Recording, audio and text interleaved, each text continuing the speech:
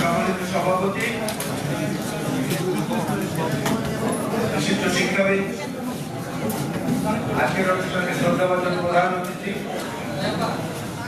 গণতন্ত্রের একজন অগ্রসর প্রহরী, দীর্ঘ লড়াই সংগ্রামের অভিজ্ঞতায় সমৃদ্ধ জাতীয়তাবাদী নেতা, বিএনপি স্থায়ী কমিটির সম্মানিত সদস্য, সাবেক মন্ত্রী জনাব আমির খসরু মাহমুদ চৌধুরী, জেলা পরিষদের মহাসচিব ডক্টর ইমদাদ হোসেন, আজকের অনুষ্ঠানের সঞ্চালক জনাব আবুল কালাম আজাদ, আব্দুল হামিদ মাসুদ সহ যারা বক্তব্য দিয়েছেন এবং সামনে যারা উপস্থিত রয়েছেন, জেলা পরিষদের সম্মানিত নেতৃবৃন্দ, সংবাদকর্মী বোন এবং ভাইয়েরা, আসসালামু আলাইকুম।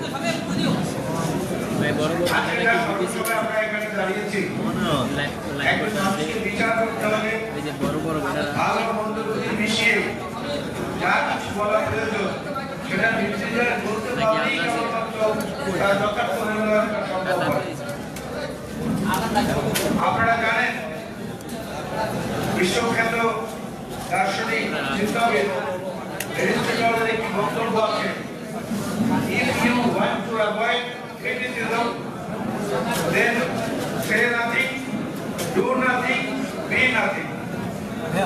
এটা আসলে একটা নির্জীব মানুষ যার কোনো প্রতিক্রিয়া থাকবে না। নির্জীব মানুষদের দিয়ে সমাজ গঠন হয় না। সমাজ গঠন হয় যারা কথা বলেন, যারা কাজ করেন, সকল সমালোচনার মধ্যে উঠেও নিজের গন্তব্যটাকে ঠিক রাখার চেষ্টা করেন, সেটাই হচ্ছে প্রকৃত অর্থে মানুষ। এবং মানুষের মধ্যে আবার যত স্তর আছে, যত বিন্যাস আছে, বিন্যাসের মধ্য দিয়ে নিজেকে নিশ্চিত প্রদান করতে পারেন, তিনি কালজয়ী হন, তিনি চিরকাল মানুষের স্মরণের মধ্যে থাকেন। দেশনেত্রী বেগম খালেদা জিয়া হচ্ছেন সেই রকম একজন মানুষ।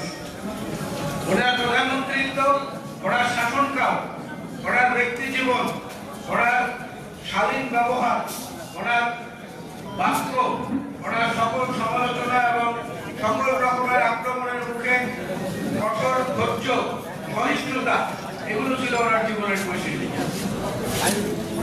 রাজনীতির কথা যদি আমরা আলাপ করি, রাজনীতিতে দেশনেত্রী বেগম খালেদা জিয়া শুরু হয়েছে কিন্তু এরশাদ সাহেবের আমলে না, কিংবা জিয়াউর রহমানের শাহাদাত বরণের আগে পরে না, আরো অনেক আগে।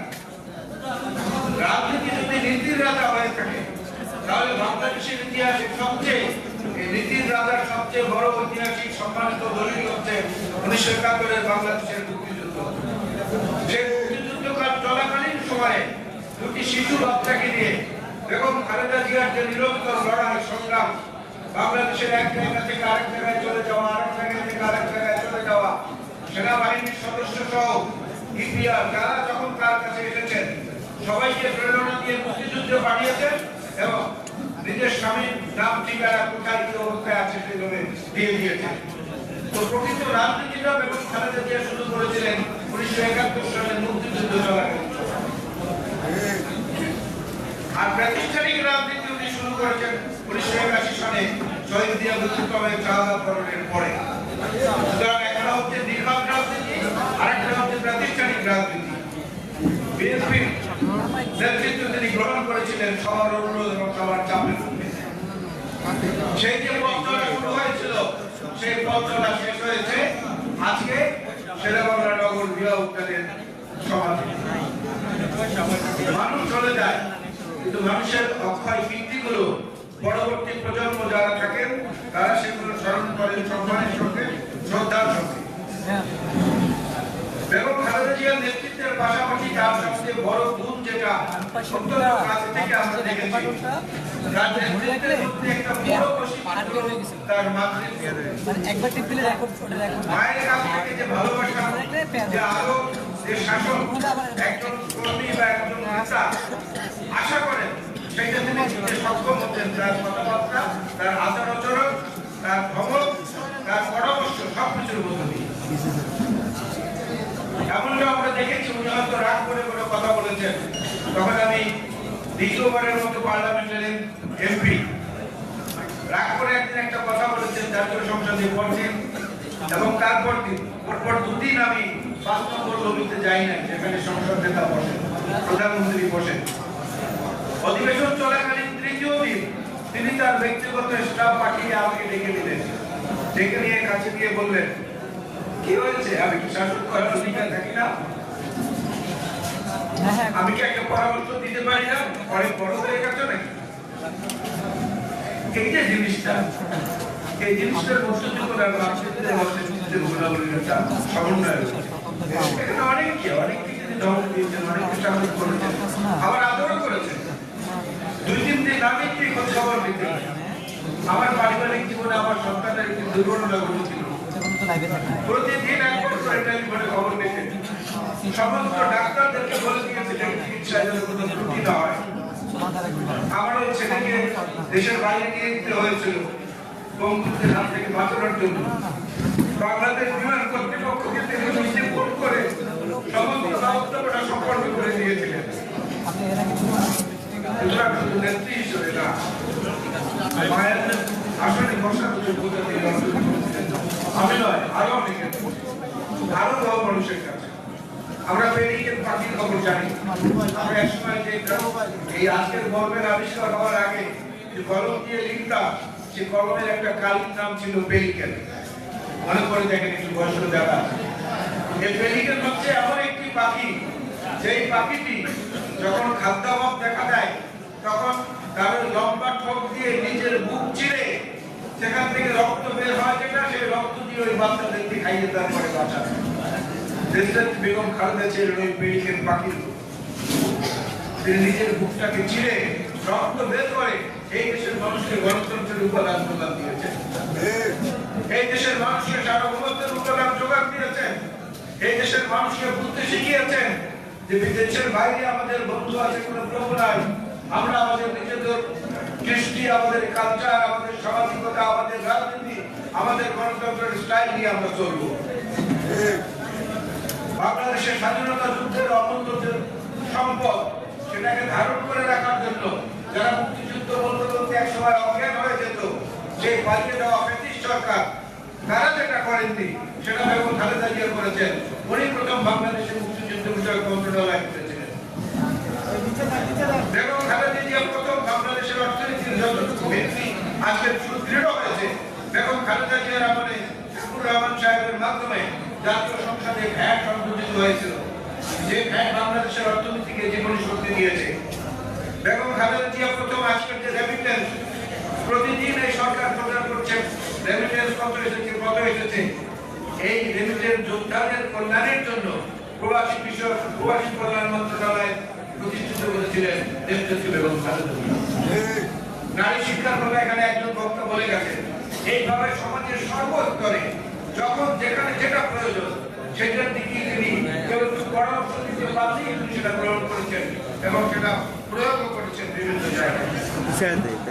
আমরা তার জীবনী বিশ্লেষণ করতে গেলে অনেক সময় লাগবে, কিন্তু একটা জিনিস খুব সুন্দরভাবে আল্লাহ তাআলা তাকে পূরণ করে দিয়ে গেছেন তার জীবদ্দশায়। নিজের স্বামী, নিজের সন্তান সবকিছু থেকে দূরে রাখলেও তার একটা আবেদন কিন্তু আল্লাহ তাআলা গ্রহণ করেছেন। খেয়াল করে দেখেন, উনি সবসময় বলতেন দেশের বাইরে আমার কোনো ঠিকানা নেই, এই মাটি আমার একমাত্র ঠিকানা। আল্লাহ রাব্বুল আলামিন সেই প্রার্থনা গ্রহণ করেছেন, তার প্রমাণ আমাদের সামনে আছে। আমরা সবাই জানি কাতারের আমির সাহেব এয়ার অ্যাম্বুলেন্স পাঠিয়েছিলেন, অবস্থা করে দিয়েছিলেন, এয়ার অ্যাম্বুলেন্স আসার প্রয়োজন হয় নাই, ওনাকেও বিদেশে যেতে হয় নাই। তারপরে জার্মানি থেকে এয়ার অ্যাম্বুলেন্স ব্যবস্থা করা হয়েছিল, সেই এয়ার অ্যাম্বুলেন্স আসার প্রয়োজন হয় নাই। একটু যদি চিন্তা করি এমনও তো হতে পারতো যে ওই এয়ার অ্যাম্বুলেন্স উনি বিদেশে চলে গেছেন এবং সেইখানে তিনি শেষ সিস্টার ত্যাগ করেছেন, তাকে তো হয় নাই। সব কিছু চলে গেছে, রয়ে গেছে সেই কথাটা, তার শেষ বিশ্বাসের সঙ্গে সেই কথাটি সংযুক্ত হয়ে গেছে যে এই মাটি আমার একমাত্র ঠিকানা, দেশের বাইরে আমার কোনো ঠিকানা নাই। এই জন্য ঠিকানাটা এখানেই রয়েছে, চিকিৎসাটাও এখানেই রয়েছে, সর্বশেষ চিকিৎসা।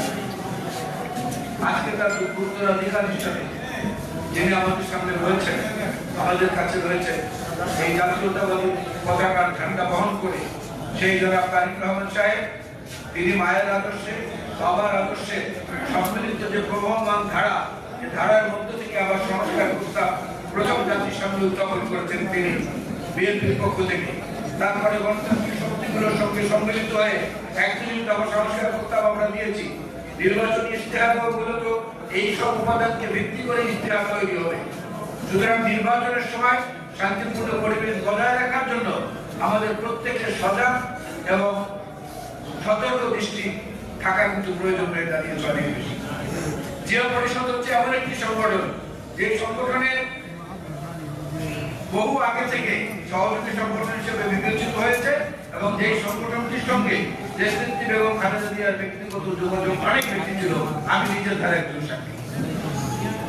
আমি যুবদলের সাধারণ সম্পাদক ছিলাম, যুবদলের কেন্দ্রীয় সভাপতি ছিলাম, তারপরে বিএনপির যুগ্ম মহাসচিব ছিলাম। বিভিন্ন সময় দেখেছি জিয়া পরিষদের ব্যাপারে দেশনেত্রী বেগম খালেদা জিয়ার হৃদয়ে একটা আলাদা আবেগ। আমরা যেন সেই আবেগটাকে ধরে রেখে যথাযথ সম্মান প্রদর্শন করে তার অপূর্ণ যে কর্মকাণ্ড সেটা বাস্তবে রূপ দেওয়ার জন্য বর্তমান যে নেতৃত্ব তারেক রহমান সাহেবের অনুসারী হিসাবে আমরা সেটা পালনের জন্য জিয়া পরিষদের পক্ষ থেকে যেন আমাদের সর্বাত্মক প্রচেষ্টা অব্যাহত রাখি, এই প্রত্যাশা করে এবং মহান আল্লাহ রাব্বুল আলামিনের দরবারে প্রার্থনা করি আল্লাহ রাব্বুল আলামিন শহীদ জিয়াউল উত্তম, দেশনেত্রী বেগম খালেদা জিয়া এবং আরাফাত রহমান কোকো সহ জুলাই যোদ্ধারা যারা শহীদ হয়েছেন, মুক্তিযুদ্ধে যারা শহীদ হয়েছেন, প্রত্যেককে যেন আল্লাহ রাব্বুল আলামিন জান্নাতুল ফেরদৌস নসিব করেন এবং আহতদেরকে সুস্থতা নিয়ামত দান করেন এবং ভবিষ্যতেও যে কোনো জাতীয় প্রয়োজনে আমরা যেন আবার সবাই মিলে এই রকম গঠনমূলক যে আন্দোলনের যাত্রাতে শরীক হতে পারি, সেই প্রত্যাশায় আল্লাহ হাফেজ। বাংলাদেশ জিন্দাবাদ। দেশনেত্রী বেগম খালেদা জিয়া অমর হোক। শহীদ জিয়াউল উত্তম অমর হোক।